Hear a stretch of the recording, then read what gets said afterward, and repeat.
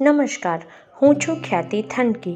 પોરબંદર જિલ્લાના પોરબંદર તાલુકાની ઉર્દર pay centre શાળામાં હું ભાષા શિક્ષક તરીકે ફરજ બજાવું છું. વર્ષ 2024-25માં ઇનોવેશન ફેર એટલે કે નવાચાર કાર્યક્રમમાં મારું ઇનોવેશન શબ્દ પર આધારિત છે. ઇનોવેશનનું શીર્ષક છે શબ્દ વૈભવ.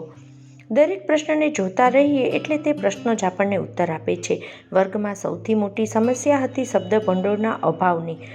ધોરણ 6માં શબ્દનિધિ, ધોરણ 7માં શબ્દ સંવાદ અને ધોરણ 8માં શબ્દગુચ્છ નામની પ્રવૃત્તિઓ શરૂ કરવામાં આવી અને એક મેજિક બોક્સ બનાવવામાં આવ્યા. ધોરણ 6માં શબ્દનિધિ મેજિક બોક્સમાં વર્ગમાં દરેક બાળકોના નામની ચિઠ્ઠી બનાવવામાં આવી અને શિક્ષક દ્વારા કોઈ પણ એક ચિઠ્ઠી ઉપાડવામાં આવે. તે ચિઠ્ઠીમાં જેનું નામ આવે તે વિદ્યાર્થીની ચિઠ્ઠીમાં જે વિષય આવે તેના ઉપર તેણે મૌલિક રીતે બોલવાનું હોય છે. ત્યારબાદ તે જ વિષય પર વર્ગના બીજા બધા વિદ્યાર્થીઓ પણ પોતાના વિચારો વ્યક્ત કરે છે. એકમ કસોટીઓ હોય કે વાંચન લેખન કે પછી સત્રાંત પરીક્ષાના પરિણામો, પાયાની સમસ્યાઓ તો શબ્દથી જ શરૂ થતી હતી.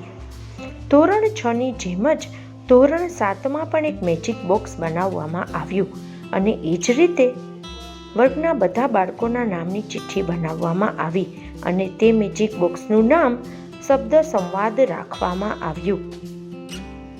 7મા ધોરણમાં કોઈ પણ બે બાળક જે ચિઠ્ઠી ઉપાડે તેમાં વિવિધ વસ્તુઓ કે પાત્રોના નામ નીકળે અને તે બે વસ્તુ કે પાત્ર વચ્ચેના સંવાદ તાત્કાલિક ભજવવામાં આવે છે. આનો ફાયદો એ થયો કે બાળકમાં નાટ્યકરણની પ્રવૃત્તિને પણ પ્રોત્સાહન મળ્યું અને બાળકો સાંસ્કૃતિક કાર્યક્રમમાં વિના સંકોચે ભાગ લેતા થયા.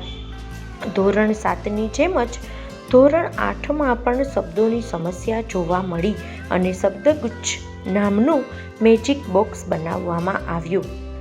ધોરણ 8માં દરેક બાળકને એક ચિઠ્ઠી ઉપાડવાનું કહેવામાં આવે છે અને ચિઠ્ઠીમાં જે વિષય આવે તેમાં 4-5 શબ્દો તેને મળે છે અને તેને પોતાની વ્યક્તિગત મૌલિક વાર્તા તેમાં નિર્માણ કરવાની હોય છે.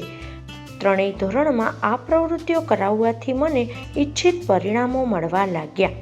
બાળકો આત્મવિશ્વાસપૂર્વક પોતાની જાતને અભિવ્યક્ત કરવામાં રસ લેવા લાગ્યા.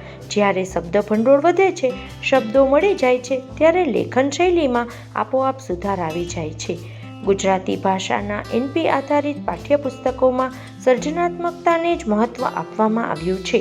તે સર્જનાત્મકતા આધારિત અધ્યયન નિષ્પત્તિઓને સિદ્ધ કરવામાં આ પ્રવૃત્તિઓ ખૂબ જ ઉપયોગી બની.